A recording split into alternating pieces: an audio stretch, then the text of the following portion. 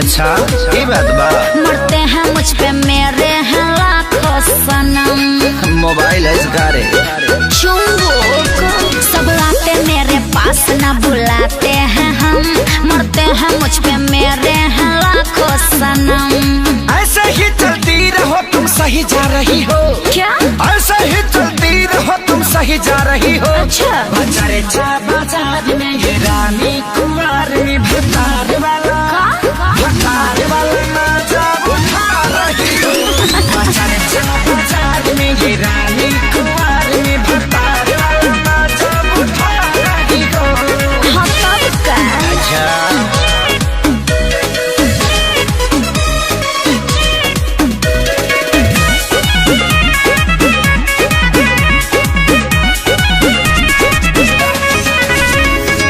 सबके समझिले मोडया मिजाज हो। हमारा जवानी के अलगे बराज अरे हो। चूस गईले तो हर जूता जवानी तब बिक रहल बा तो हर जूता जवानी। चीज ऐसन बा हमेशा बिकते रही। हमार सर गइल बा का। सबके समझिले मोडया मिजाज हो। हमारा जवानी के अलगे बराज अरे हो। चूस गईले तो हर जूता जवानी तब बिक रहल बा हर जूता जवानी। धीरे धीरे ट्रैक पे तुम अब आ रही हो। हाँ। धीरे धीरे ट्रैक पे तुम अब आ रही हो।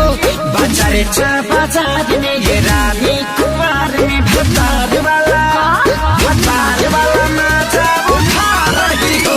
बाजारे चा बाजार में ये रानी कुंवार में भतार वाला मजा उठा रही हो। अरे टाइम बा उठावे दा। कातना ले उठाइबू आ कातना लोग के उठाइबू।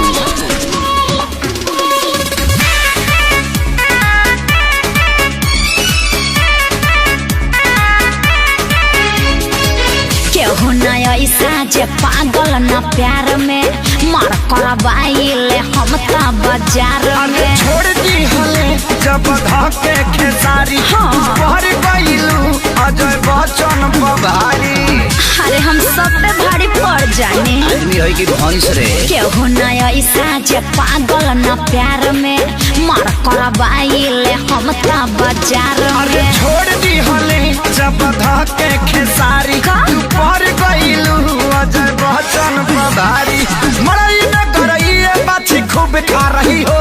अच्छा मड़ई में गरइए बाछी खूब खा रही हो। ओके। बाजारे चा बाजार में ये रानी कुंवार में भतार वाला भतार वाला मजा उठा रही हो। पक्का। बाजारे चा बाजार में ये रानी कुंवार में भतार वाला मजा उठा रही हो।